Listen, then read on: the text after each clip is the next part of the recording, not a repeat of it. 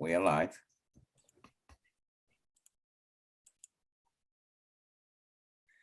Welcome to our weekly New Gambia platform talk show. Today is April 24th, 2022. So today we have American Red Cross Society with us today.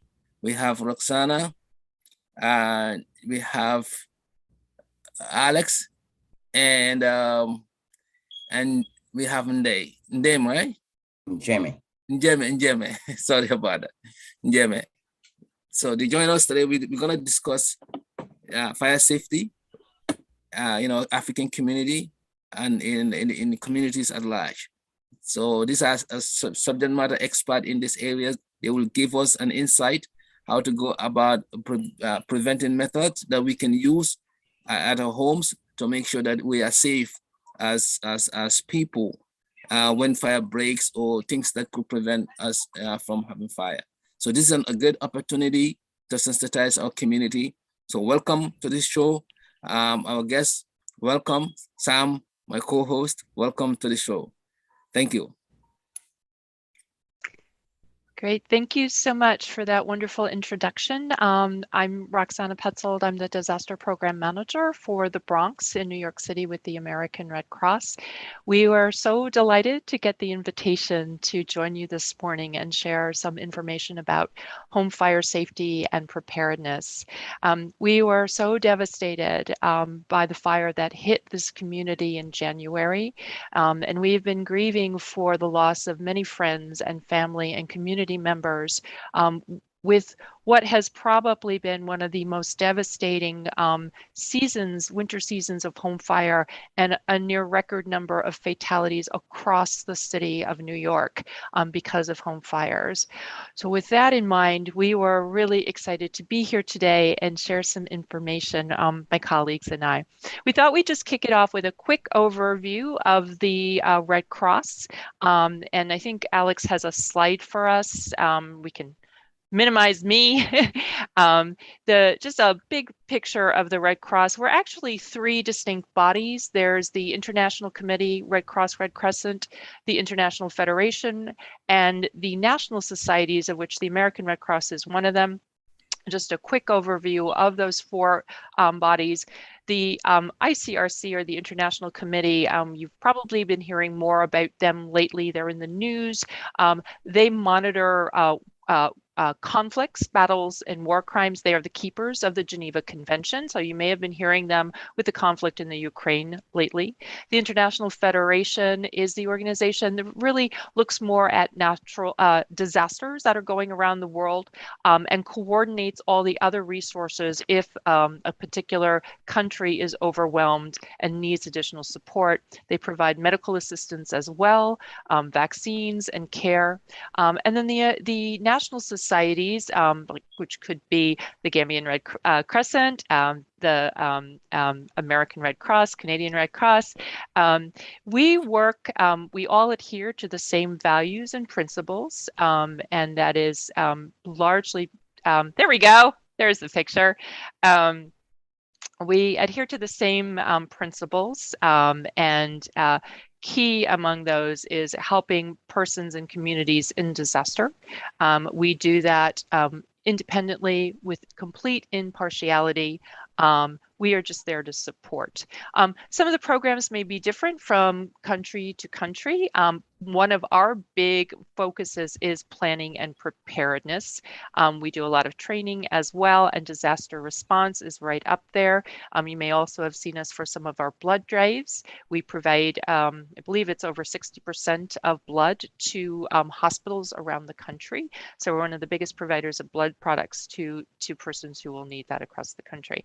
So that's the big nutshell about who we are and what we do. And I'm going to pass this over to Alex and Demi to kick it off with our guidance on how to make your home safer. All right. Thank you. Thank you. All right. Thank you very much, Roxana. And thank you, Mamadou, and of course, Sam. Thank you for inviting us. So once again, we are going to talk about home fires. And we want to start with, obviously, we want to express our deepest condolences for those of you who obviously experienced or had family members affected by what happened in the Bronx earlier on in the year. It is always very difficult to talk about this subject because it is something that, even though it affects a certain community or a certain group of people, for us as Red Crosses, we also feel affected by it, because in our field of work, as Roxana said, what we do is we try to help people be better prepared. And sometimes that's a very difficult task, because it's hard to try and tell people, hey, get ready for something that can happen, and have them kind of embrace that, simply because we all always have a false sense of security about our surroundings and about our environment. We always think it's safe, and we always think that certain things are always guaranteed to work out. And unfortunately, it doesn't work out this way. So sometimes when we see instances like what happened in January, personally, it does affect us, not just because it's an African community, but just because it's our field of work. What we want to do is reach out to everybody and have them be better prepared, and know that in some way, what they do during an emergency can affect them. So one of the things that we noticed in that fire was obviously everybody that unfortunately perished as a result of the smoke inhalation and not from the fire. So in that particular type of building, there were certain things that they could have done to prevent that. So we don't want to come here and say, this is what people should have done. We want the rest of us to learn from this.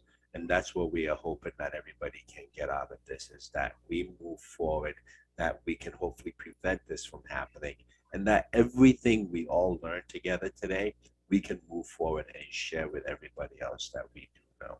So I'm going to start by playing a quick video. It's about 1.5 minutes, and I want everybody who is going to listen to this. Now, I know people are going to be watching this in the future. They're going to watch it later. But as you watch this video, we want you to think about it. What exactly could you do? What are your circumstances? And what are some of the things that you feel you need to do moving forward so that something like this doesn't happen? And after the video, Jemme is going to talk a little bit about what you saw, and then she's going to explain a little bit about some of the things that we can do moving forward. And we're hoping that maybe Sam and Mamadou, you guys can give us some questions that maybe you feel may be particular to your community that can help them out. And we want to hear, especially you saying that you're in another state, it would be great for us to get questions with regards to what some of the things that you've seen out there as well. So I'm going to start by showing this video really quick. So please indulge with us. And after that, we're going to start our program. Thank you.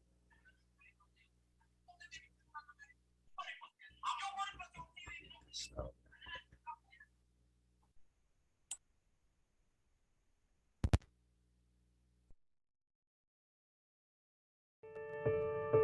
It can happen to you. Don't ever think it can't, because I did. It all happened within the matter of 2 minutes. I heard the smoke detector in the dining room go off. And I'm like, what's going on? And then I just decided to go check. And I see the flame coming up out of the table and up onto the ceiling and the wall, on the bed and the TV, and everything was covered in flames. Started jumping up and down, screaming, help, help, help me, fire, fire. Their dad came through the back door and went straight up the steps. And when he got upstairs, he started screaming, flames, flames, flames everywhere. Call 911. And I hollered at him and told him that Cheyenne was in her room above the room. And he's like, oh my God. I ended up putting my hands over my head and sitting on the floor. And that's when my eyes opened real wide, like, is this it? Am I gonna die? And then my dad comes upstairs and moves the divider curtain and throws it over the fire so I can run what's left of the steps and run down past the fire and get out of the house in time. When I looked up at the window, I saw smoke coming out of the air conditioner, and the first thing come to my mind is, everything I've had, worked hard for is gone. And I turned around and looked at her and I'm like, she's still here, It could have been worse, a lot worse. Not even 2 weeks before, the smoke alarm that woke them up and got them out was installed by the Red Cross.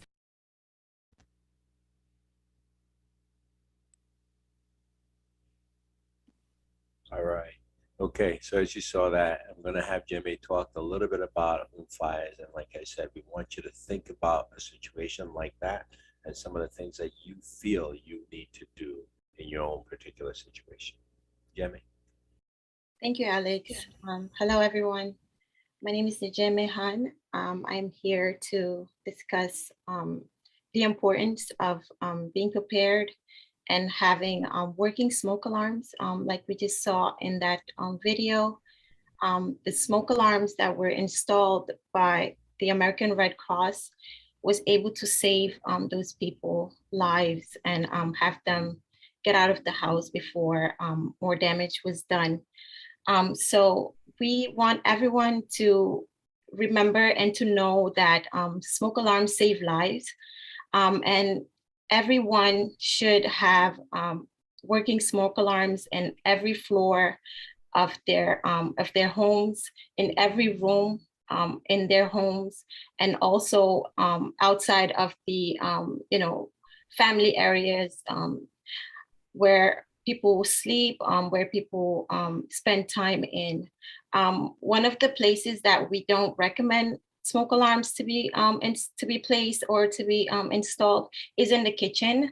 One reason is because we all cook, and most of the time when we cook, smoke gets to trigger the alarms, and the alarms goes off constantly. And most of the time we would shut it off, or we would remove it from the wall and just put it somewhere where it's not going to help us later on when a fire does happen. So we don't recommend smoke alarms being installed in the kitchen areas, but we do recommend on every room in your home, every floor, and outside of every sleeping area, because fires can happen anywhere throughout the house. And we want everyone to remember that testing, not only having a smoke alarm is enough, you have to test your smoke alarms once per month.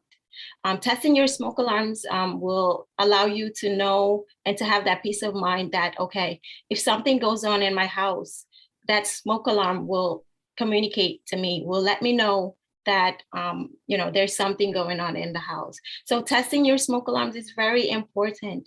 Testing it once per month to make sure that it's working is crucial. And changing batteries. Some people have smoke alarms that contain batteries, and these batteries will run out. So we do recommend changing your batteries once a year. So every 6 months, you should check on your batteries, make sure that it's changed once per year. So every 6 months. And also we want everyone to remember the sounds, to know the sounds of the smoke alarms, right? Most of us have two types of alarms in our homes. We have smoke alarms and we have carbon monoxide alarms in our homes. Carbon monoxide also is very important to have in the homes, as it can detect CO, which is carbon monoxide, which is very deadly. It's untraceable. You cannot smell it, you cannot see it, you cannot taste it. However, it takes a lot of people's lives every year, as we here in the US, in Africa, everywhere around the world. So knowing the different sounds of the smoke alarm and the carbon monoxide, it's very important. So I'm gonna tell you the sounds of the smoke alarm as we just heard from the video that Alex played. So the smoke alarm has 3 beeping sounds. So it's the beep, beep, beep, and constant beep, beep, beep. And the CO, which is the carbon monoxide, has 4 constant beeps, which is 4 fast beeps. So beep, beep, beep, beep, beep, beep, beep, beep. So we want everyone to know the difference between those sounds. So when you do hear the sounds in your home, you know how to act and how to proceed, and getting out of the home and saving yourselves. And also, like I mentioned, never disable your smoke alarms and never disable your CO alarms, because once disabled, they are no longer useful and they cannot, do the job that they're there to do. We want everyone to remember that. And also the home fire causes. This is very important for everyone. We want everyone to know the different types of causes of home fires. So the number one cause of home fire in the US is cooking. Usually people are cooking and they leave their cooking unattended. When you're frying things, boiling, things like that. So we want everyone to be mindful that when you are cooking, you must stay within the kitchen. You must observe what you're doing at all time. And I know we multitask a lot in our homes. So we are cooking, we are watching, we are cleaning, we are doing laundry. So things of that matter can cause you to forget about what's going on in the kitchen. And that 2 minutes that you think you will be out of the kitchen and come back might take 10 minutes and it might take 15 minutes because times run fast. And when you're doing something else, you can go overboard and you can be forgetful and you can forget things in the kitchen. It has happened and we don't want it to happen to you. So when you are cooking, please stay in the kitchen, watch what you're doing until you're finished, turn off your stoves, and just to be safe. We want everyone to be safe. And the second causes of home fire, which is electrical appliances and space heaters, and also charging on overcharging on our power strips, overloading our power strips, things of that nature. When you are using space heaters in your home, we do ask you to keep them 3 feet away from things that can catch on fire, things like your couches, things like your curtains, things that can catch fire easily. So 3 feet away from those things that can catch fire. And we also recommend that you unplug your space heaters when you are going to bed, and you unplug your space heaters and turn them off when you are going to sleep, because things can happen in that small period of time when when you are not watching or you're not seeing what's going on.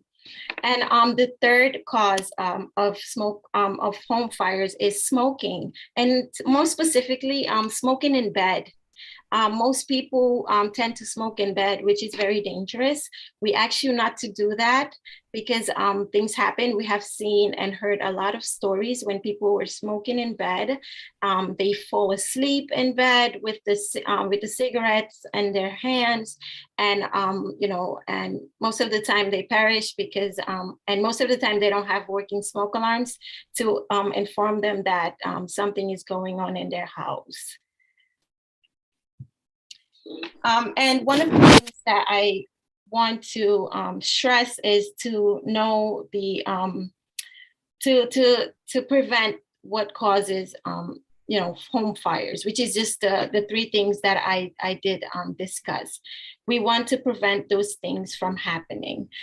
So we want to identify what's going on. We want to remove the hazards as soon as possible. So we do recommend that you walk around your homes and you look for things that can catch fire, that can cause home fires. So looking at your power strips, looking at your space heaters, what's going on in your house, what's going on in your kitchen, things like that can help you be prepared and to prevent fires from happening.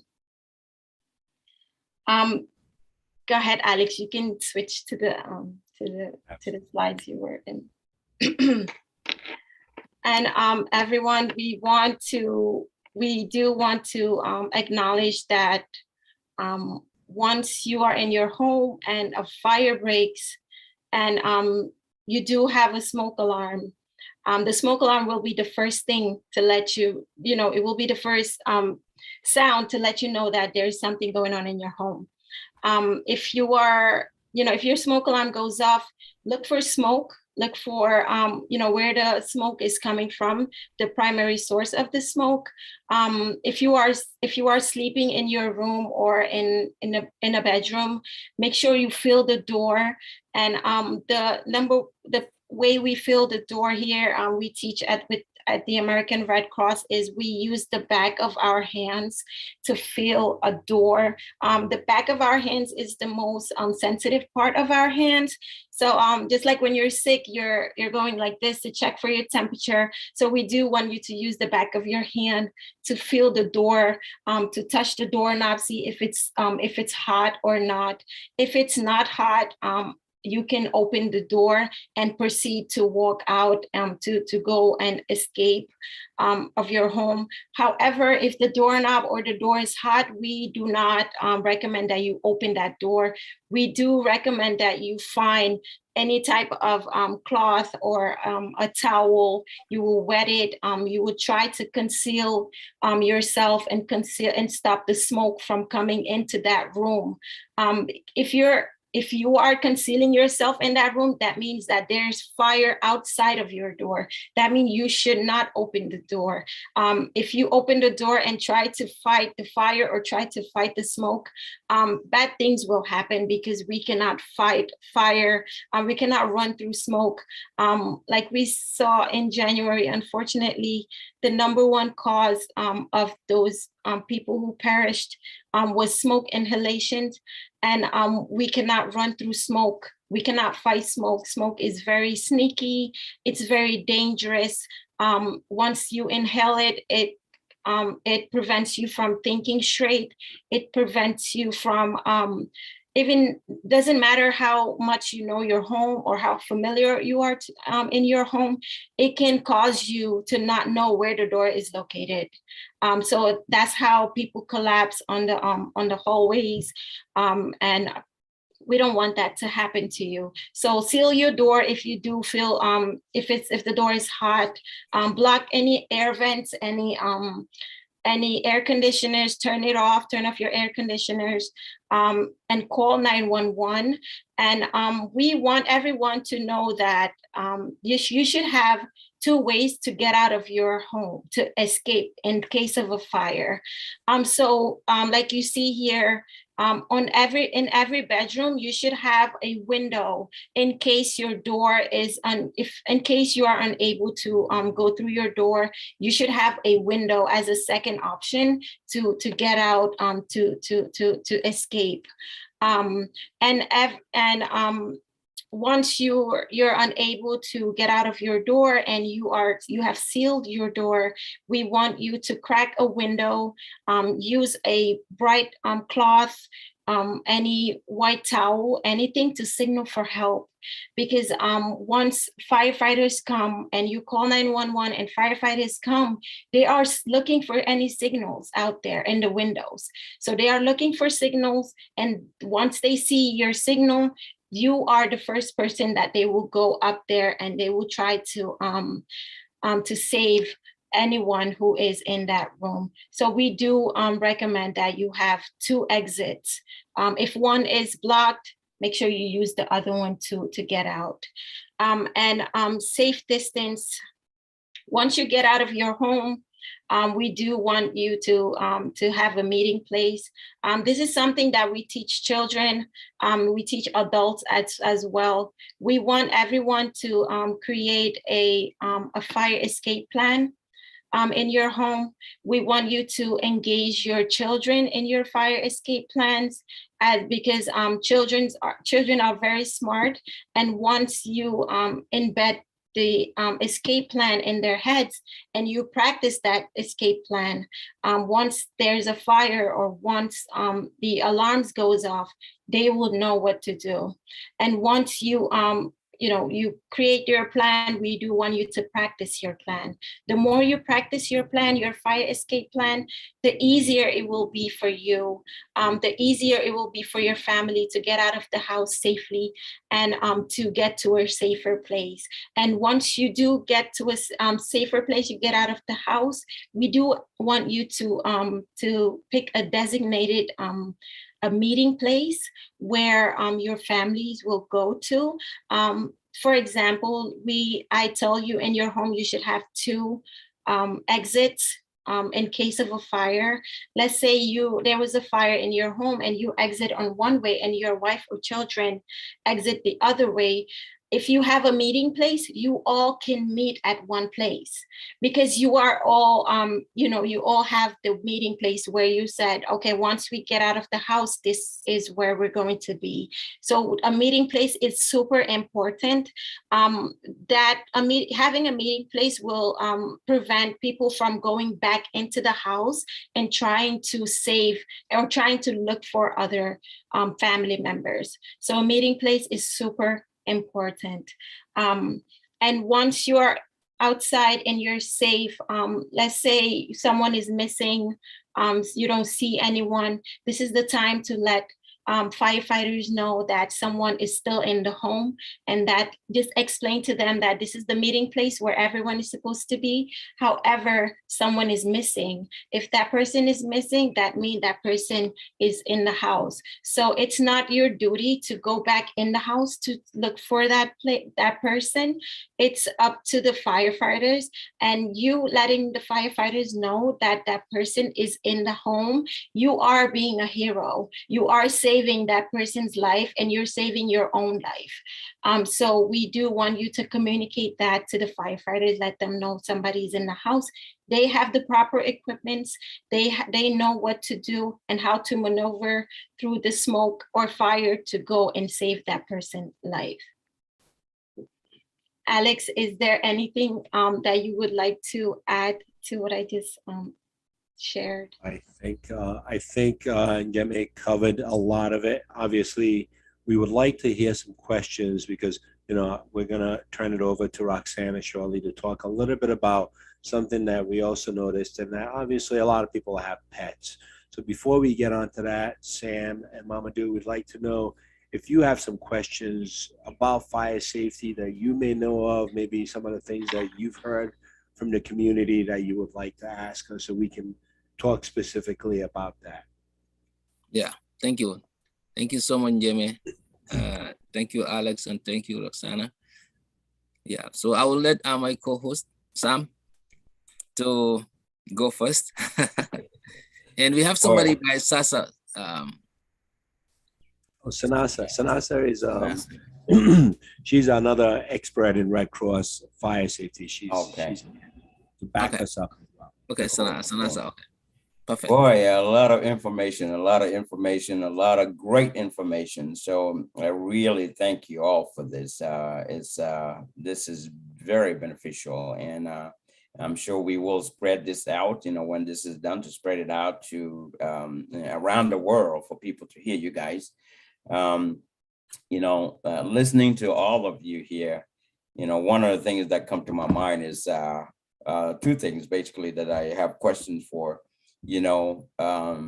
Story buildings, people in a story building. So you're in a 2-story building, like right now, my house is a 2-story building, 2-story house, in other words. You use windows, if you use window as an escape route, or an alternative one, for example, it makes me think how. I know I heard Jamie saying that use something like a white towel or something to wave so you can let people know. I'm thinking more of also, how do you get out? If you have to get out, how do you get out of that? You can open the window and get out, of course, but you're definitely going to have to jump out the window if that's the case there. So that is one part that I started thinking. But most importantly here, I start to think about our friends and family members in Africa, in Gambia, because they don't, a lot of houses don't even have smoke alarms. And that's very, very important. And it's, this is something that I will promote too. I know I've once talked about this in my group, smoke alarms, people having them. And I'm currently building a house in Gambia, and I actually bought smoke alarms here and shipped them out there to be installed. So, but a lot of houses don't have smoke alarms there. And we've seen a lot of fire disasters in there, fires in Gambia, a lot of things burn down and people die, but most of the time is It's just everything burns down. They lose everything because there's no fire alarm in there. So smoke alarms in there. So I think this is a great opportunity to really say that is very, it's of paramount importance. People need to have smoke alarms in their houses. Every house needs to have it. So I just want to say that there. Is there anything you can advise for, other than that, for people in Africa, especially in Gambia, I would put it that way, when it comes to, when they don't have smoke alarms, what can they do? Thank you, Sam. Smoke alarms, like you said, they are very important. Unfortunately, there is no such thing as a smoke alarm back in Africa, unless we, purchase it ourselves here and, bring it back home, which can be a great business opportunity, right? For anyone to sell smoke alarms. And I think it's something that we can bring it up to the African community back home, to the Africans back home, that smoke alarms is the number one causes of, like, it saves lives. If you don't have a smoke alarm in your home, a fire can be burning and you won't know, especially if you're sleeping. When you're sleeping, your nose is sleeping, and your ears are sleeping also, right? So it's hard to smell what's going on unless you're not in a deep sleep. So only a smoke alarm can actually help you to know what's going on in your home. So I think it's important that us here in the US should bring it to our people back home, and we should introduce it to them, and we should educate them on the importance of smoke alarms. Like you said, every year in Gambia and Senegal, we do see a lot of families lose their lives, a whole generation lose their lives due to home fires, and also teaching them to create a escape plan, a fire escape plan. Embedding that in their regular activities, and practicing those fire escape plans can be very helpful. We're taking baby steps, but any step is necessary, and it can be helpful to the people because they don't know this information. So if we provide it to them, I'm sure it can help save somebody's life, and we can change the way that they're thinking about home fires, and we can introduce smoke alarms to them. Yeah, I think it's time. Absolutely. Yeah. Thank you. I think Yep. that's great. I'm sorry, I was just going to add that, in the meantime, taking those precautions, as Demi had suggested, going through your home and looking for problem areas, making sure that, there are multiple things plugged into outlets, that when you're cooking, you stay in the kitchen, going through your house and just observing and ensuring that you're minimizing any potential for a fire to break out. And then, yes, those fire drills, in the States, we do fire drills in school all the time, but then we grow up, we have our own home, and we forget about doing that. But it's so important. And understanding the kind of home that you live in is also going to be really beneficial. So we're coming to you from New York City, and we have single family homes, which is individual houses, but we also have big apartment buildings. Some of our apartment buildings are what we call fireproof. And usually you see that because we don't have fire escapes. The old buildings that you usually will see in TV, you'll see those fire escapes outside, and those are there specifically so that we can evacuate from the window outside and make our way down safely to the street. So understanding the kind of building that you live in will also be a great advantage to help you if you need to escape safely. Roxana, Awesome. can I add to that? According to the FDNY, if you are living in a building or a structure and you don't know that if it's a fireproof building or a non-fireproof building, you can simply contact Department of Buildings, and they should be able to let you know if your building is a fireproof building. If you are living in a fireproof building and a fire breaks out, not in your apartment, you are to stay in your apartment. You are not to try to leave your apartment, because in fireproof buildings, it is built to keep the fire, to keep the fire inside of the building. So in most cases, you will get a lot of smoke in the hallways and things of that nature. So we do recommend, if you are living in a fireproof building and a smoke breakout, we want you to, like I said, seal your doors from smoke, from smoke coming in, wet towels, use duct tape to conceal the doors, the sides of the doors, any vents that you might have in the home, to prevent the smoke from coming in. If you don't live in a fireproof building, most of the time fires do spread throughout the different rooms and throughout the different apartments. So if you don't live in a fireproof building, your number one thing is to get out as soon as possible.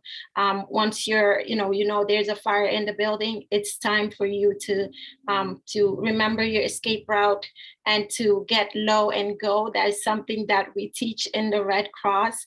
Like I said, we don't run through smoke. You should not inhale smoke. So if smoke rises up, so we want you to get down. We want you to use your hands and knees if you have to get out of the of the apartment or of the building as soon as you can. And when you do leave, you want you to stay out and not come back in for anything, for your pets, for any family member. Unfortunately, let the firefighters know, like I mentioned before, and they will go in and they will save whoever is left in there. Thank you. Perfect. Yep. Thank you. Thank you. Yeah. Okay. Thank you, Sam, for that insight. So I just have to, before Roxana comes, I just want to highlight some things that you spoke about. Now, the only issue with smoke alarm and carbon monoxide alarm is that when you're sleeping, it's deep sleepers like myself, it's difficult to hear those things. What are other indication that could be given, especially if you are in a bedroom and the fire happened somewhere a little further down? Yeah, that is an issue of concern. I mean, deep sleepers, you can even come and put a drum next to their head. I'm so glad you raised that question because it also takes into consideration persons who may be deaf or hearing impaired. Demi, do you want to take that? Yes, of course. So here in the Red Cross, we do, if you are deaf or you are hearing impaired or you are a deep sleeper like Mamadou, we do provide something called a bed shaker. It's a smoke alarm. However, it is placed under your bed, and it acts just like a regular smoke alarm. So when it does, when your regular smoke alarm detects smoke, your bed shaker is also notified, and that bed shaker will shake your bed and wake you up while you're in your deep sleep. So yeah, there are things of that, things like that is available for deep sleepers and individuals who are hard of hearing. And I just want to mention, Mamadou, that the Red Cross does provide free bed shakers and free smoke alarms for anybody. All you have to do is contact the Red Cross, and we will come to your homes and we will install free smoke alarms for you, as many as you need for free. You don't have to pay anything. And if you do need a bed shaker, we will install those bed shakers for you. So anything for you to wake up and get out of your house safely, we will do. So that is a program the American Red Cross sponsors, and that is national. So across the country, we will provide free smoke detectors and installation and training. And And we can drop the contact information into the chat for anyone who's interested in taking advantage of that. And I encourage everybody to do that. Thank you. Well, Thank you. he is gonna need a big shaker for sure. Yeah, definitely. I don't need that. I Take can me a- wake up after him. He's fine. Yeah. And just Thank to, you. Thank just you to for add, that. just to add quickly to that, there are other preventative ways, and one of them is key, and that is to keep your bedroom door closed. One of the things that Jimmy mentioned was making sure that if you live in a fireproof building or in any building really, one of the essential things is to keep your door closed. So at night for you, keep your bedroom door closed.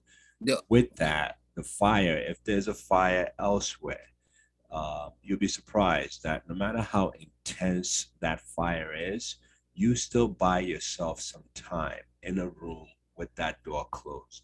That door will prevent that fire from intruding, and also most of the smoke from intruding. So that is going to be key. There are lots of preventative things, and that is definitely one of those things. So you mentioned about people in Gambia and in other parts of Africa.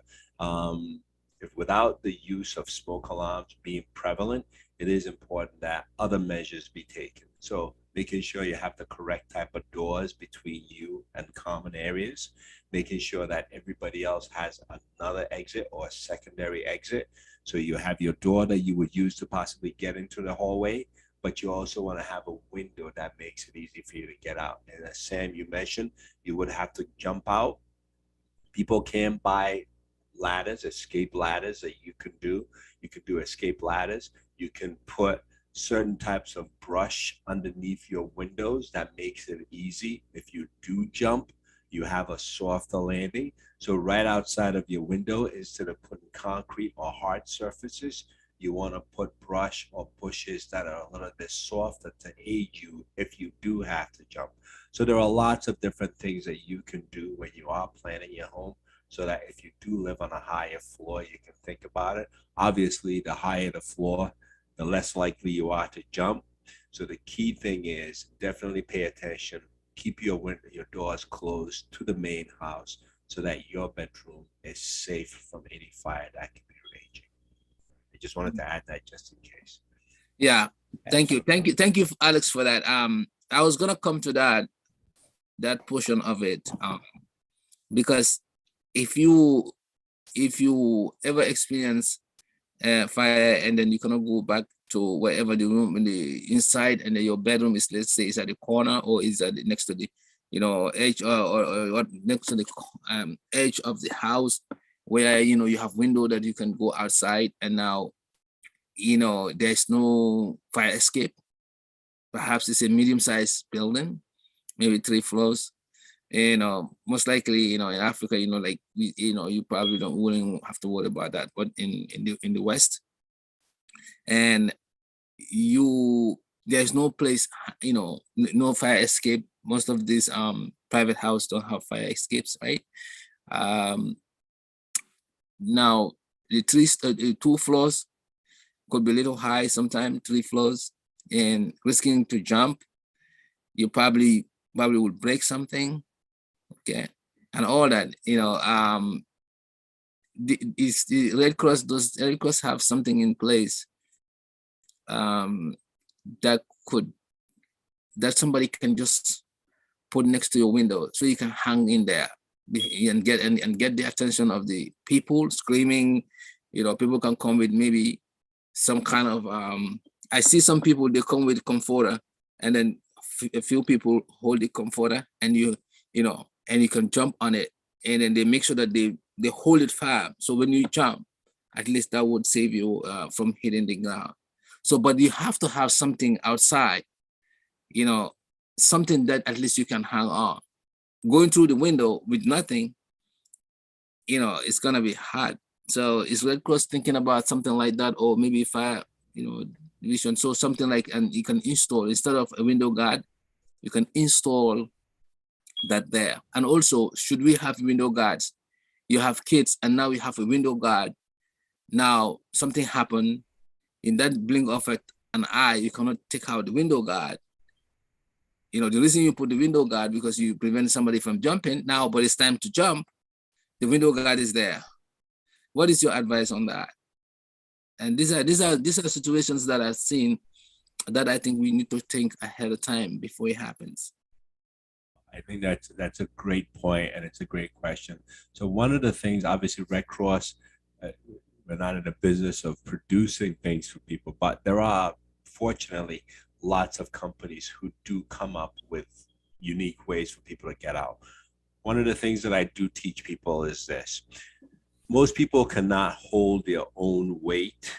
If you tell somebody, I want you to hang on something and hang on there for like 10 seconds, it's a very difficult challenge for most people. So imagine that you are in a panic state and now you're 3 floors up, let's say, and you're trying to hang on. Or some people often will get from kids, oh yeah, I'm gonna tie things together and I'm gonna jump out. You know, they're gonna hold on and climb down. It's very important that, as Jeme mentioned, people practice what it's like trying to get out of a situation like that. One of the things that people often will find out that they're not good at is a panic state. I'm not good at this. Or they realize, oh, I'm 3 floors high and now I'm looking down. I'm afraid of heights. And you're finding out when you're panicked. So it's very important that you do practice a little bit. And you also do know that, yes, there are companies that do make ladders. And if you do decide to buy anything like a ladder to put out so it helps you get out, you do learn how to use it ahead of time. Because if you're trying to use it for the first time, you may not install it correctly on your window area for you to be able to actually hold yourself up. And in some cases, some people actually fall out with the ladder because of the panic state. So you want to learn how to use it ahead of time. You want to be able to secure it properly. And you have to know your own strength. In an emergency, if you cannot hold yourself up for the amount of time, it's not advised for you to jump out. So it becomes really important that instead of trying to get out, you do keep that door closed. You do try to block any smoke from coming in, because that becomes your only place of refuge. Because let's say you are more than 3 floors up. There isn't anything else you can do at that point. There's no point in jumping, because you're jumping, obviously, it's far more dangerous. So it's very important that you try to sustain that room as best as you can, and then definitely send out a signal. And if you do get a signal out and people are successful, what you want to do is you want to be able to try and see if they can help you. If people can come up with a way that you can jump to safety that way, that's one thing.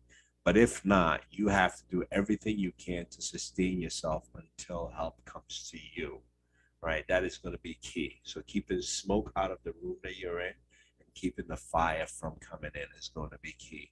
And there isn't really much else that you can do here. And I'm trying to think, as I'm saying this to you, I'm thinking about what it would be like to be in some country in Africa where it's not so easy, where you're going to go and buy all these apparatus to help you in case of a fire. And the other thing is, you mentioned about the guards that you have on the window. First, it's very important that you are able to teach your kids what it's there for. So if at all possible, if you do have a guard to prevent somebody from intrusion, from coming in, or to even stop a child from falling out accidentally, it's very important that as a parent, if you're not going to teach them how to remove that item because of their age, then those other safety measures really become very important. The smoke alarm, teaching them that they do need to be able to escape out of this quickly versus waiting. And even as we mentioned about the bed shakers and things like that, most kids do not wake up simply from the smoke alarm. There are smoke detectors that do have a voice accompaniment. So they will also say fire. Some kids will hear that and will wake up. And as a parent, for a deep sleeper, it's very difficult to get you to get up. But once you wake up, it's important that you let everybody else know that there is a fire. And then the last thing I do want to mention is a fire extinguisher. Although we don't encourage you to try and put out any fire, if it's really a flame and it's possibly touching your ceiling, having a fire extinguisher becomes really important as well, because you want to be able to extinguish any fire that you feel you can handle, especially if you find yourself being trapped. What you want to do is you want to have a fire extinguisher in the bedroom with you, if possible, so that if anything else is intruding into the place, you can hopefully put it out. This is not to say you're going to go out there and try to fight the fire. What you want to do is you want to stop any smaller fires from flaring up where you are. Thank you. So there's a lot of Thank things to go along with that. Thank you. Before Oksana come, just one more thing. What about if you don't have if you have an apartment that is not it's not insulated, like fireproof, and then you still gonna keep the door Yes. closed? Yes.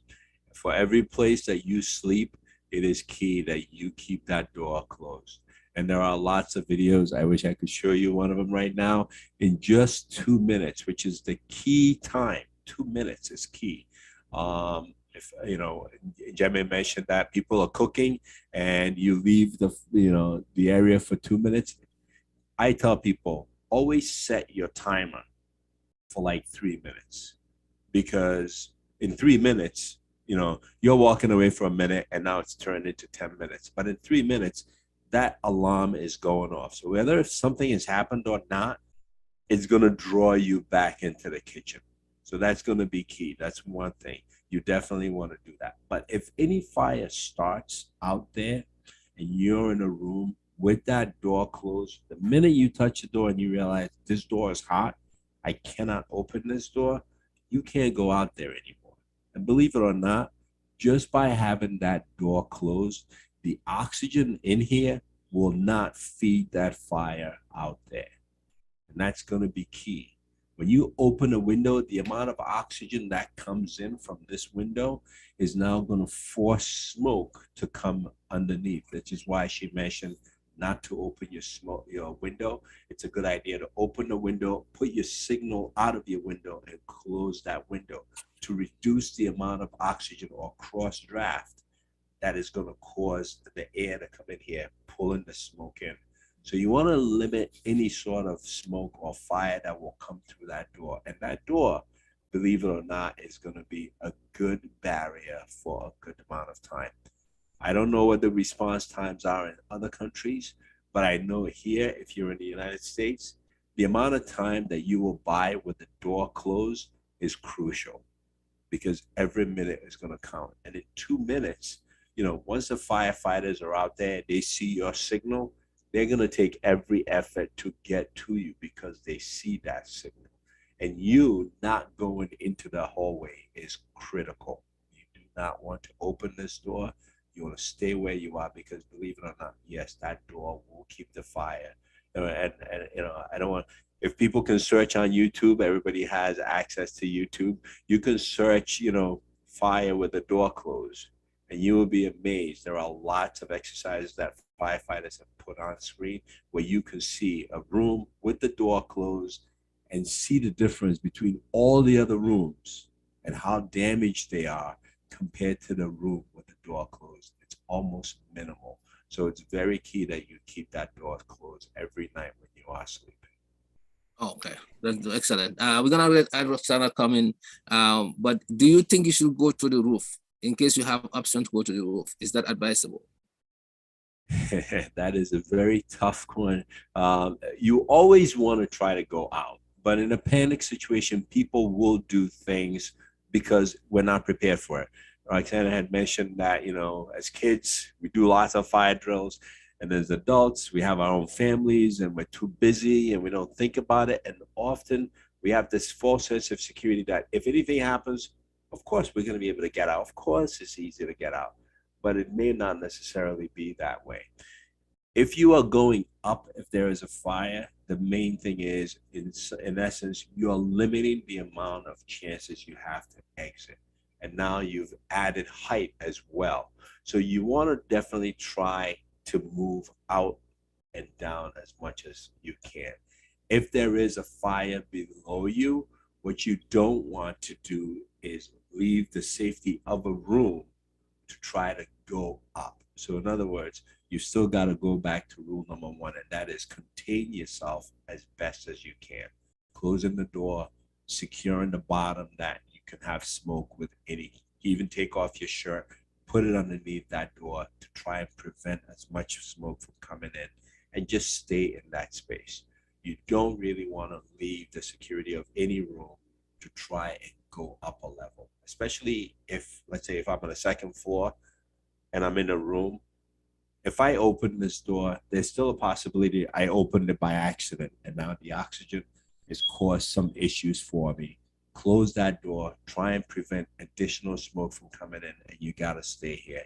If you cannot see your way past a set of stairs to go down, you definitely don't want to go up. You want to secure yourself as much as you can into that room.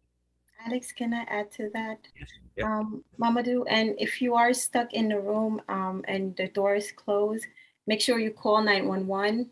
Let them know which floor you are in or which apartment you are in, so that they can communicate that to the firefighters, and they will do their best to try to get you out. So don't forget to call 911 when you are in those rooms. Thank you. All right, those are the questions I have. I hope Roxana can come in now, if unless Sam has something else. No, she can come in. She can come in. I'll come up with something later on, but she can come in. Great, thank you. I'm going to just add one other thought for those of us who live in apartment buildings. And you have a fire escape, make sure the fire escape is accessible. So make sure it's clear. A lot of us tend to put plants out there, or we sit out there, especially if we're in the city and we don't have any private outdoor space. So you just want to make sure that it's clear and accessible. And if you do put a gate on it, you want to make sure that it's the kind of gate that you can just open by pulling up the latch, and that it opens freely and easily, and that people can climb through.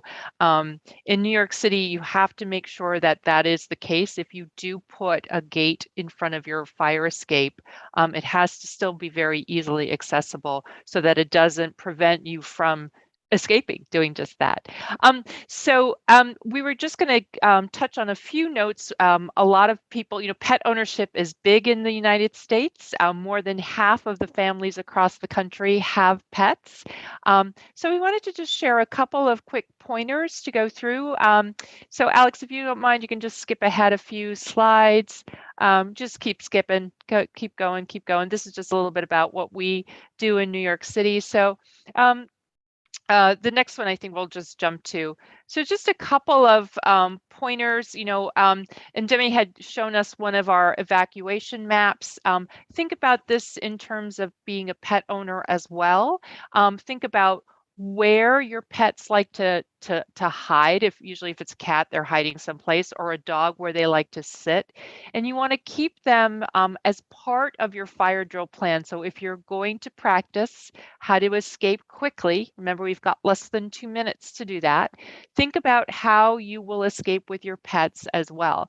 Where are they? Where is there a carrier, so you can quickly put the pet in the carrier, or the leash, so you can leash your dog and evacuate? And what does that look and feel like? How do you get your children, you probably, and your pets out of that apartment or home as quickly as possible? So keep in mind when you do the drill to evacuate with the pets as well. And next slide, please. A couple of other things to think about as you're going through your home to make it safer and looking for those problem areas. Think about how pets also get involved with different kinds of fires and may inadvertently start a fire. So if you love candles, think about where you're putting them so it's safe, so that you can enjoy them safely, and never leave a room unattended when there's a candle lit. You want to make sure the candles are out, especially if you have pets who may jump up on a table or jump up on a counter and knock that candle over and start the flame. Stoves are also another hot point, no pun intended, for pets. Pets may jump up on the stove and depress and turn the knobs, and the flames may go on or sometimes the flame doesn't go on, but the carbon monoxide does come out of the stove. So there are things that you can buy to cover up those knobs or cover up the stovetop so pets don't get into those. Also, if you have a pet that's very active, perhaps you want to keep them to one room if you're not going to be there for a while. Again, making sure that there's nothing in that room that the pet can, inadvertently get into trouble with. Next slide, please. Another great thing to do is to put a little sticker on your door so that the fire department knows that you do have pets inside. You can make sure that they're aware of where the pet is, how many pets that you have, and where they might be. If you do evacuate with your pet, you want to write "evacuated" on the sticker so that the fire department knows that that everybody has safely been left the room or the apartment. Next slide, please. And then again, of course, as we've been talking all along, is what that emergency plan looks like. How to evacuate safely with your pet. Another great tip that we have is to take pictures of you with your pet and take a picture of all of your important documentation. This is a huge, huge tip. So if you have a lease or your deed to your property, insurance certificates, personal documents like your passport, your driver's license, any other medical important information, we recommend taking a picture of all of those documents and then emailing them to yourself. One of the big challenges that we find after a disaster, and fires are probably the biggest disaster we see in the United States every year, is people don't have the important documents they need to take the next steps forward to recover. But if you've emailed these to yourselves, you can download them. All you have to do when you're working with a group like the Red Cross or FEMA or another agency that's there to support you after disaster, now you can download all that information and have it handy. And that really helps facilitate those recovery steps and really makes things go so much easier. So we really recommend that. The other thing that we recommend are kits. So many of us have heard about putting together a go kit for ourselves and what that looks like. Maybe it's a change of clothes, documents, your cell phone, some water, things like that. But also for a pet, it's also really key to have a pet go kit for your pets. You can do one for a dog or a cat or really any animal, or if you have a service animal, if you have a disability and you use a service animal, think about putting together a pet kit for that as well. We're thinking about 3 days worth of supplies, water, kibble, anything. Talk to your veterinarian about what you need for your specific type of pet. It'll obviously be different if you have a dog or a bird, so think about those terms. I think that's it. I think those are the key things. Remember that, pets also can get smoke inhalation and burns and may need vet care right away after an incident like this. So don't hesitate to reach out to your vet or the local animal shelter that may have information on how to support you, if there's been a fire and your pet hasn't been impacted. If your pet goes missing during the fire, also, a lot of your local animal welfare organizations will be great resources to help with how to find a pet, how to put signs up, if they're microchipped, how to search for them. There's lots of great resources in your neighborhood, so we really encourage you to work with them. And I'll take any questions that are pet specific too. Thank you very much. Yeah. So Sam, you want to comment anything about pets that you want to ask? I do have a pet, so not. I do have a small dog here. It's a miniature pincher, and she is very, very active. And she is the first to always ring the door when somebody rings the doorbell. She's always, and anytime I open my bedroom door to go out, she jumps right out. She's in the loft, and that's her place where she sits. And as soon as she hears me opening the door, and anybody open the door in the morning, she jumps out and to come say hello. So she is going to be one that will go along with you all the time. So, but not pet specific, but I do want to say that one of the things that I heard Alex said also is that the escape ladder. I think that is something I will have to get because I live in a single family home, a 2-story single family home. So I think that escape ladder will be very handy to have by the windows so that in case of emergency, we can use it when we need to. So that is something I learned that I really need to get. My question is, I'm thinking of people in Gambia again. I don't know. I know the reason why they have burglar proofs. They have, nowadays in the bigger cities, in big cities, when they build houses, they surround all the windows with burglar proofs. And as I was building my house and they said burglar proof, I said, how can I get out in case of emergency if we put a burglar proof behind the window? So, that was a big concern for me. And they said, if you don't, people will come and break into your house. If you just leave the window there, they're going to break into your house and come in. So I was forced to put one. So I asked that question, in case of emergency, how can I open one? And this welder told me he's going to make one that is going to be that is going to be available for me to be able to open and get out in case of emergency. But smoke alarms is the key there. And part of the reason here too is in Gambia, most people cook outside. The reason I said smoke alarm is key here because most of their, I would say probably 90% of the fires in there is electrical problem. It's electrical, not because somebody was cooking in the house, because they don't cook in the house. Most people will build a small kitchen outside the house and cook there. So it's completely outside of the house. But electrical outlets, bad connections, and leaving things plugged in and overcharging and all the things that you guys mentioned can be hazards. And of course, for smokers, I've never smoked, so I won't worry about that. But for smokers that would also smoke in the house, that would be another key. So smoke alarms definitely. Maybe Mamadou and I should go into a smoke alarm business and get me there. But that is a must. For people. People really need to have that to be able to get them out so they can go through that escape route to be able to get out the door.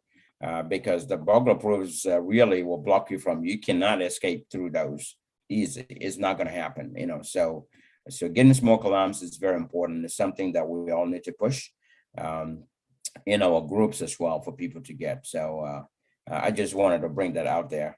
So, but thank you. I mean, I've learned a lot, and I really am enjoying this conversation and all these things that you're saying here from all of you. So thank you so much. Thank you, Sam. Yeah. So as far as the pet ownership is concerned, I don't have a pet, unfortunately. But I'm thinking about one. But I used to have pet when I was younger, back home. Now, people are close to their pets here in the US and even back home. So when this kind of situation happens, they want their pets to be secured. I've seen some rescue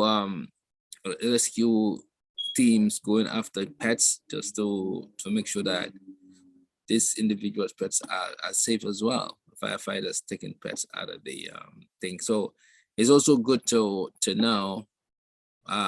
First, but I would recommend you worry about yourself first before you worry about your pets. Of course, that makes more sense. And then I don't know if the pets could be trained as well how to stay. Well, of course, I don't think they can. If the door is locked, they can open it. But whether to stay within your bedroom or they have to be somewhere else. So that also need to be factored during this process to see that, to make sure that the doors that are closed would also benefit them.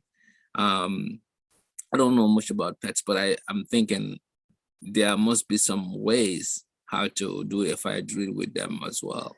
Yeah, absolutely. I think you raised such a good point. And we really do encourage, as you think about those fire drills in the home with your children, if you have pets, think about how the pet will fit into that. So and bring them along, including like how will you put the leash on them and walk them out the door, right? Or if you have a cat, how do you scoop up the cat and put the cat in the carrier and get everybody out the door and make them a part of that full practice that you're doing? Because you're right, it's really hard to train an animal, and it's going to be chaotic, and the level, Alex was talking about panic, and everybody gets anxious, and the pets get anxious too.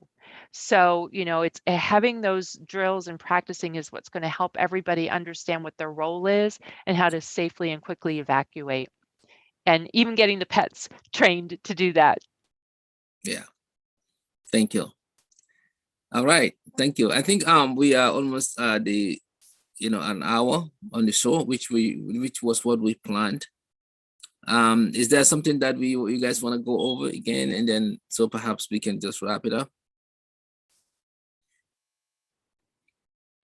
Sure, we can go through the do's and don'ts. What I discussed, and also what Alex and Roxana discussed. So it's just going to be an overview of everything that we discussed, just to refresh your memories.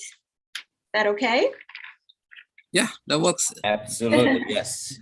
All right. Let me go through my notes here.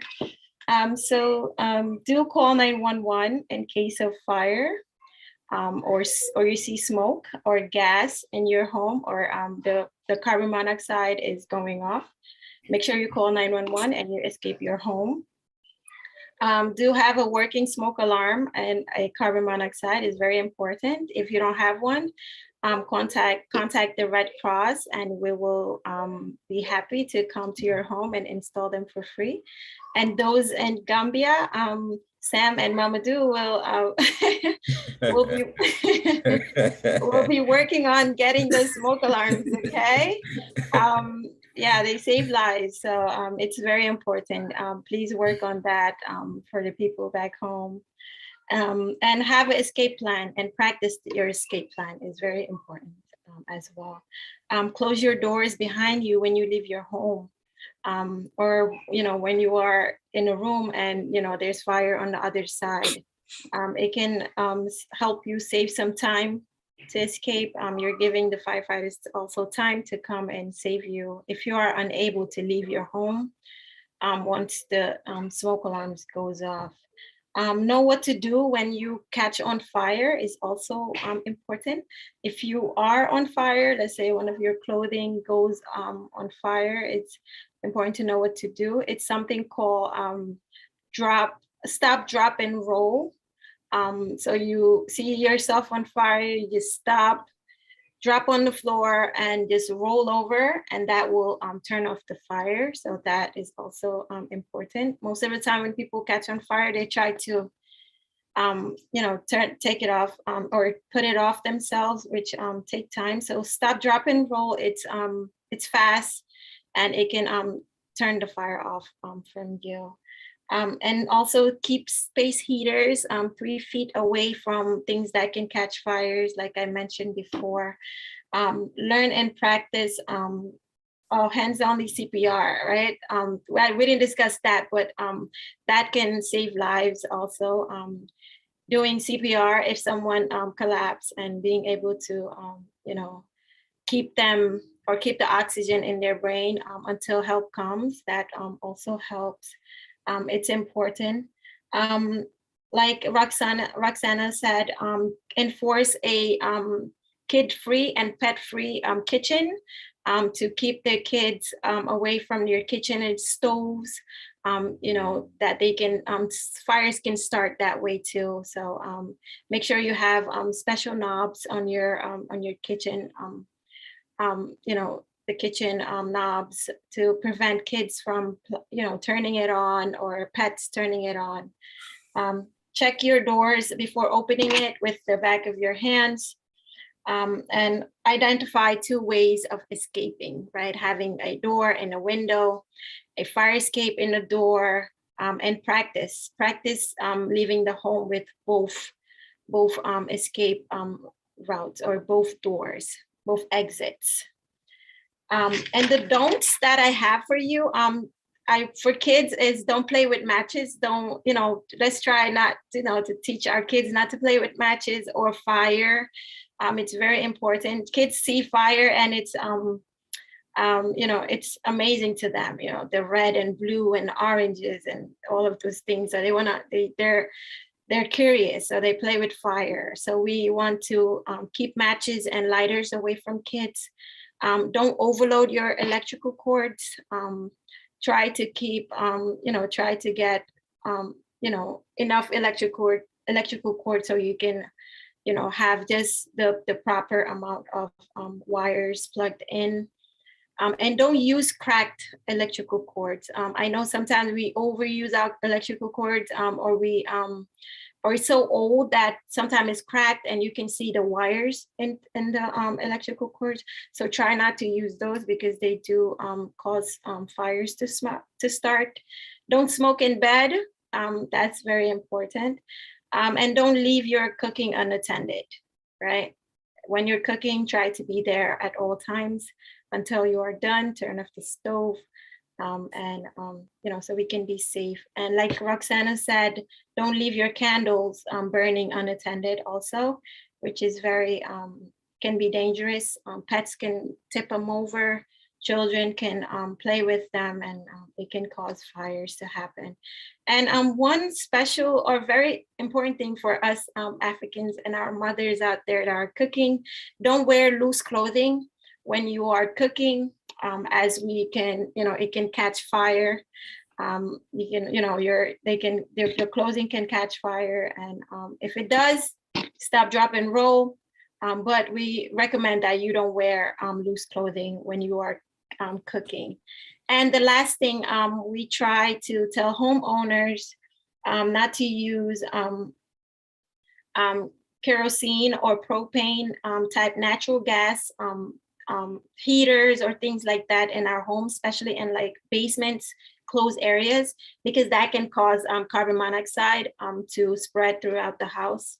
Like I said, carbon monoxide is not is untraceable. You cannot smell it, you cannot see it, and it can be dangerous for us. So it's important to have your carbon monoxide alarm in your home. And we know the 4 beeps that it does. I mentioned. So it makes the 4 fast beeps, beep, beep, beep, beep. That's the carbon monoxide.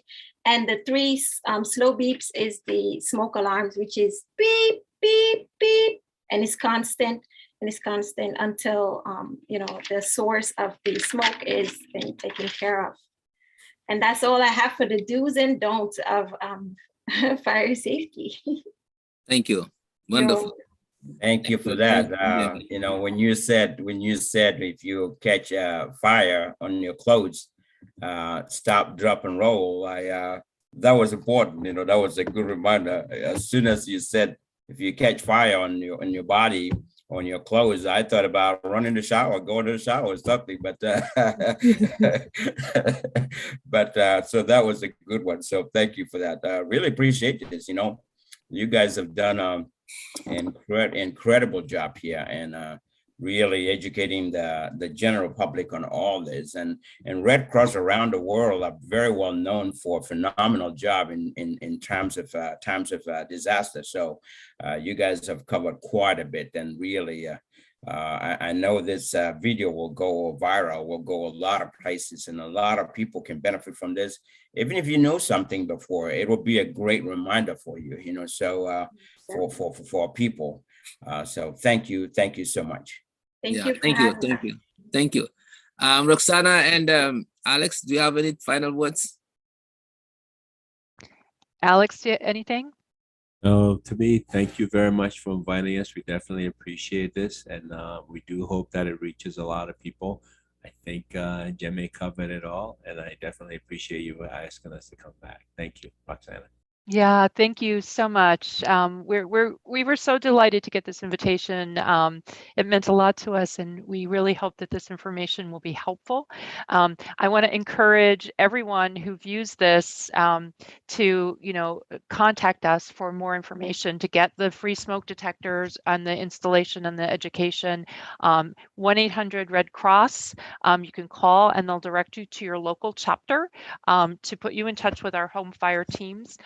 Or go to redcross.org, and you can find the local chapter there as well and sign up for a free smoke detector. I can't encourage people enough to take advantage of that. So I hope you all will. Thank you. Thank you, Sam. Thank you, Mamadou. We really appreciated this opportunity. Thank you all Thank of you. you for coming. I think it's a great, wonderful show today. We have a lot of information that are beneficial. I learned a lot, and I'm pretty sure everybody learned a lot, and our viewers will benefit a lot from this. Let's all share to respectful groups, and I share the links on the chat. Any groups that you are affiliated with, let's share it. We will share it different places. And again, Roxana, Alex and Jamie, definitely we're looking forward again for, future discussions to make sure that we sensitize our communities all over the globe. Thank you so much for coming. This was a wonderful time. My co-host, Sam Sise, thank you. And we will catch up, next week, definitely. Thank you all. You guys are awesome. And this is a great program. So thank you. Thank you for everything. We really appreciate your time. Thank you. Thank you. Stay well, everyone. Yeah, thank you. Bye now. All right. Take care.